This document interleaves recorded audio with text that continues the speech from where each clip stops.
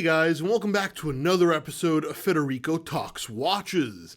Today, I'm once again answering some of your questions, such as, what Patek model would I recommend for mere mortals? And what is the ultimate FU watch? All that and more in today's episode. Now, of course, before we get started, customary wristwatch check. Today, I'm wearing my Breitling Chronomat Evolution. Been wearing this a lot lately, and you know what? I'm really digging it.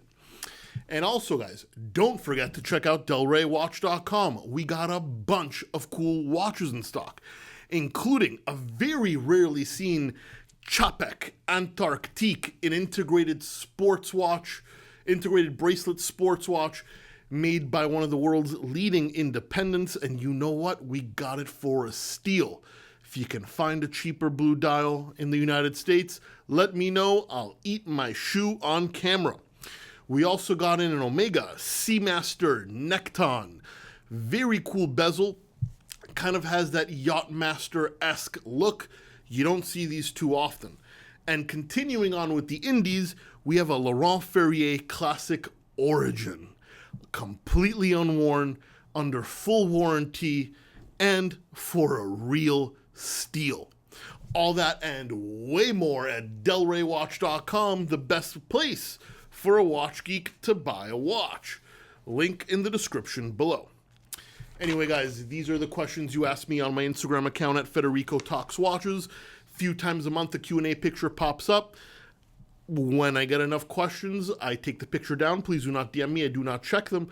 And in no particular order, we start with Paul Mayer Rhodes, and he says, what's one brand you've changed your opinion on over the last few years, either positive or negative, or vice versa? This one's quite easy for me, because I used to be a huge fan of this one brand, and now I barely look at them. It's got to be Panerai. I used to love Panerai, a rough and tumble, mechanically simple watch with an interesting design and a ton of history. And I still own 3 Panerais, and I still wear them often, but I haven't been excited or even really looked at any of Panerai's new releases since like after 2015. I don't care about their in-house movements, and if they're actually in-house, 7750 base. Or I don't care for their price points. I loved the original non-in-house ETA 6497 Unida space movement. I love the radio mirror. I love the Luminor with the crown guard. Different dial variations, I get it. But so many limited editions now. So many overhyped, questionable movements. So many just options that are too similar and don't fulfill the purpose of the original Panerai models. I'm not telling you guys don't buy a Panerai. Go for it. Just get one from like pre-2018. That's what I would do. Before they switched to 4-digit codes, right? When the numbers were 3 digits or 2 digits, they were still great. Justin Allure. How would you rate the Moser Swiss Alp as a potential high horological everyday wear? This is a hilarious question. I adore Moser, and even though I don't personally love the aesthetics of the Swiss Alp, it is the biggest FU in watchmaking. I mean, it's a $30,000 meme watch. It's a copy of the Apple Watch on purpose. It's a big thumbs up to the watch industry and to Apple. And I think any company that has a sense of humor to be able to do that, well, they get my love forever. I don't even like the Swiss Alp watch, but I'd wear it just for what it represents. I mean, think about it. A customer is spending $30,000 on a joke. And guess what? They sold out. They're hard to find. They're hilarious. And anybody who you see wearing a Swiss Alp watch, you know he's a true gangster, because money truly doesn't matter. He's not trying to flex with his Richard Mille. He literally spent 5 figures because he thought something was funny. And there's no better FU in life than doing it just because. Not because of anybody else, but because of yourself. And that's why I love the Swiss Alp, and I think it is the biggest FU watch ever created. Mose Dungerwalla. Hey Fed, big fan. Well, thank you, Mose. What are your thoughts on Bethune watches? Well, I love Bethune watches. One of the first, not one of the first independents, but when indies became a thing, you know, FP Journe, Moser, Bethune was right there.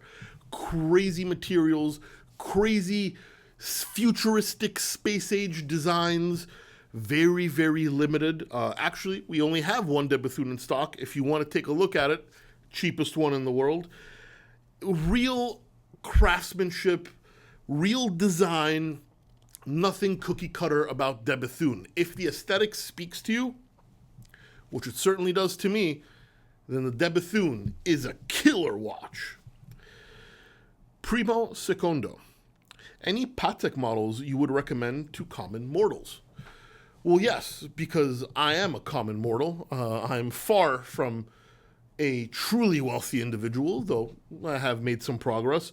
And I think there's a lot of underrated Patek models that offer a ton of value for money.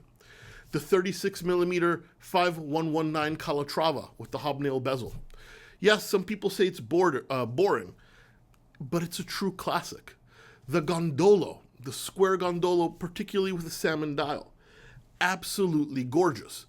I mean, basically, if you go anything on a strap in a precious metal that is dressier without a complication, you can pretty much, you have a ton of options under $20,000 that blow the pants off of things that are triple the price nowadays.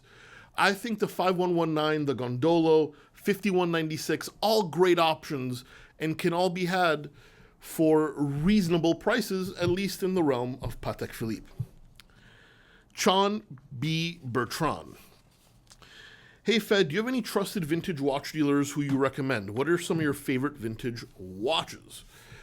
So I do have a couple of vintage watch dealers I recommend, and they've not paid me to say this, they don't know I'm saying this.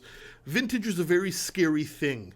Even for a guy that knows watches like me, I'm not an expert in vintage, and I've been burned more than a few times, including once recently. But I'm extremely good friends with Adam Golden, the owner of Menta Watches in Miami. He's actually my neighbor. We don't see each other as much as we should, but we're good friends. He actually lives down the block from me, and he, more importantly than all that, he really, really, really knows vintage, and I trust him with pretty much anything. Then I'm also pretty good friends with Eric Wind. Wind Vintage up in Palm Beach, a very scholarly individual, an individual that always will give you a thorough answer, and someone that I've done business with in the past. So Eric and Adam of Menta Watches, both fantastic people that you can trust buying a vintage watch from. Anyway, guys, that's it for me today. Please give me a thumbs up if you enjoyed it. It really does help. Don't forget to subscribe so you don't miss any more content. And of course, we will catch you in the next one. Take care.